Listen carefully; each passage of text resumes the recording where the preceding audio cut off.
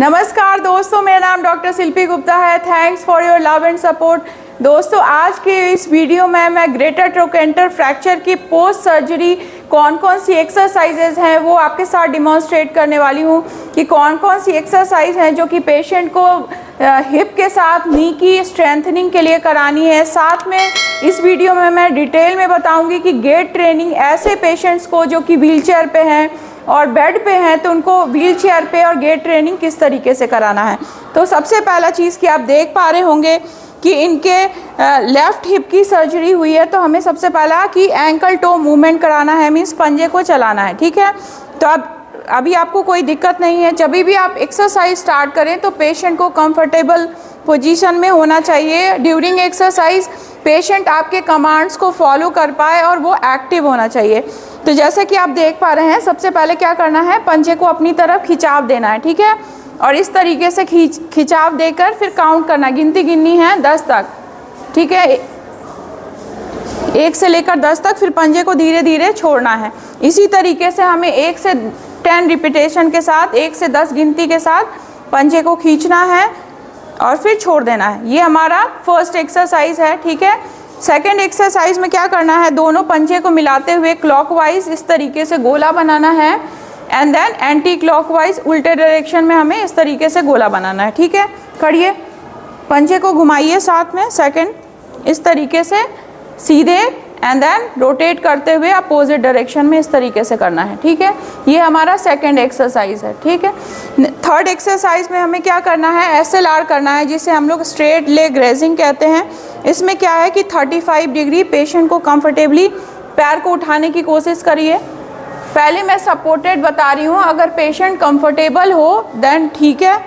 और उसके बाद हमें इस तरीके से पंजे को खींचना है, खिंचाव देना है और होल्ड करना है। ठीक है, खिंचाव दीजिए इस तरीके से, हमें 0 to 35 डिग्री आपके पंजे को खिंचाव देना है। इस तरीके से गिनती गिननी है, 1 2 3 4 5 6 7 8 9 10। फिर धीरे धीरे पैर को रिलैक्स करते हुए breathe out and then relax. ठीक है, इसी तरीके से आपको बार बार करना है 1 to 5 रिपीटेशन से, 1 से 5 गिनती के साथ हमें इस तरीके से SLR करना है। ठीक है, कोई परेशानी तो नहीं हो रही। ड्यूरिंग एक्सरसाइज अगर पेशेंट कंफर्टेबल है तो उस एक्सरसाइज की इंटेंसिटी, नंबर ऑफ एक्सरसाइज आप मरीज़ की जैसी उसकी कंडीशन है उसके हिसाब से बढ़ा और घटा सकते हैं। तो सबसे पहला चीज़ कि आप ठीक हो, नेक्स्ट एक्सरसाइज के लिए करें। अब हमें क्या करना है, पैर को इस तरीके से बाहर की तरफ लेके जाइए, इस तरीके से धीरे धीरे धीरे, जितना आप बाहर ले जा सकते हैं उतना करना है। देन वापस अपने नॉर्मल पोजीशन में लेके आना। ठीक, पैर को बाहर की तरफ लेना है, 1 2 3 4 5 6 7 8 9 10 एंड देन रिलैक्स। अब अपने आप करके बताइए, चलो करो आप, पैर को बाहर की तरफ लेके आओ, मेरी तरफ, हाँ कोशिश करिए। आप देख पा रहे होंगे कि ये काफ़ी अच्छा कर रही हैं। धीरे धीरे आप यहाँ तक लेके आइए। ठीक है, फिर आराम से, कोई जल्दी नहीं है, फिर धीमे धीमे 6 फिर वापस लेके जाना है। ठीक है, इसमें कोई दिक्कत तो नहीं है। नेक्स्ट में हमें क्या करना है, नी बेंडिंग करना है, मीन्स घुटने को मोड़ना है। जिस भी साइड आपका सर्जरी है हमें धीरे धीरे अपने पैर को समेटने की कोशिश करनी है। इसी तरीके से धीमे धीमा अपना घुटने को मोड़िए। बहुत बढ़िया कर रहे हो आप, और भीतर लेके आइए। हाँ, अब सपोर्टेड करना है, जैसे मानो आप ये अपने आप नहीं कर पा रहे तो घर पे आप इनको सपोर्ट भी कर सकते हैं। ठीक है, तो इनके पंजे पे हाथ लगाते हुए धीरे धीरे हाथ से कोशिश करना है कि ताकि ये घुटना पूरा मुड़ने लगे। ठीक है, आपको अपने आप भी ताकत लगानी है और फिर धीरे धीरे सपोर्टेडली एक्सटेंड करना है। नी बेंडिंग, ठीक इस तरीके से घुटना मोड़ना है और खोलना है। ये भी हमें 1 से 10 बार करना है। ठीक है, इसमें कोई दिक्कत तो नहीं है। ठीक है, इसी तरीके से सिमिलरली आप जो आपका एक्टिव हैंड, जो आपका एक्टिव नी है, मीन्स जिसमें भी आपको तकलीफ है, साथ में जिसमें नहीं तकलीफ है, जो सही वाला पैर है एक्सरसाइज उसमें भी करना है। ताकि क्या होता है कि बहुत बार जो हमारा प्रॉब्लमेटिक लिम्ब है हम सिर्फ एक्सरसाइजेस उसी में कराते हैं, तो इसके कारण जो हमारा जो अनअफेक्टेड लिम्ब है उसमें भी दर्द होने लगता है। क्यों? क्योंकि हमारा वजन उसी पे रहता है। समझ पा रहे हो आप? तो इसीलिए हमें उसकी भी एक्सरसाइजेस बराबर तरीके से करनी है। ठीक है, क्लियर है? यहाँ तक आपको कोई परेशानी तो नहीं है, सब समझ में आया है। नेक्स्ट में हमें क्या करना है, पेशेंट को लाइंग है, मीन्स लेटा हुआ है, तो हमें इनको किस तरीके से घर पे ही लाइंग टू सिटिंग सिखाना है। तो अब क्या करना है, इस कूल्हे में आपको तकलीफ है तो अपने कमर को इस तरीके से घुमाइए, ठीक है। पहले आपको रोलिंग सिखानी है, आपको इस तरीके से अपना इस हाथ को यहाँ पे दीजिए, एक्टिव असिस्टेड रोलिंग। अब आप इस तरीके से घुटना मोड़ते हुए पैरों को इसको मोड़िए पैर को। हाँ, अब आप अपने आप ही करवट ले सकते हो, आप करवट लेके इस साइड से उठना है, ठीक है। उठिए, बांध लो हाथ को आप। हाँ, इस कूल्हे पे आपको वज़न कम से कम पड़ना चाहिए। उठिए उठिए, बहुत बढ़िया कर रहे हो आप। इसी तरीके से इस वाले कूल्हे को जो आपका सही है उसको, हाँ, अब आपका सपोर्टेड लिम्ब है, सर्जिकल लिम्ब है, उसको आप इस तरीके से धीरे धीरे धीरे सपोर्ट के साथ नीचे लेके आना है। छोड़ दूं मैं पैर, कंफर्टेबल हो आप। इस तरीके से आपको पैर को नीचे की तरफ लेके आना है और पेशेंट को कंफर्टेबली आपको पहले बिठाना है। बैठ जाओ, कोई दिक्कत नहीं है, बैठ जाओ। इस तरीके से जब पेशेंट बैठती हैं तो उसे हम लोग डक सिटिंग कहते हैं। तो अपने पहले अपना जो स्पाइन है उसको बैलेंस करना है, ताकि जो आपका हिप बोन है वो बैलेंस हो। अगर आपका हिप बोन बैलेंस नहीं होगा तो आप चलने में गिर भी सकते हैं, राइट।